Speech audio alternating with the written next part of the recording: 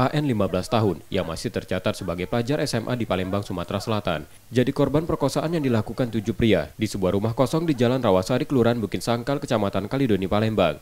Sebelumnya korban dilaporkan keluarganya hilang karena tak pulang ke rumah, namun laporan kemudian dicabut karena sore harinya korban pulang. Saat pulang itulah korban menceritakan peristiwa itu ke orang tuanya. Orang tua korban kemudian melaporkannya ke polisi dan Polrestabes Palembang.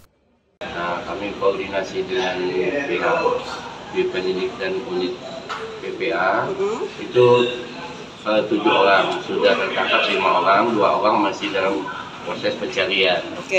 Harapan kami bisa ditegakkan hukum yang sebenarnya dan seadil-adilnya sambil 7 orang ini benar-benar bisa semuanya dihukum dan ditangkap oleh pihak yang berwajib.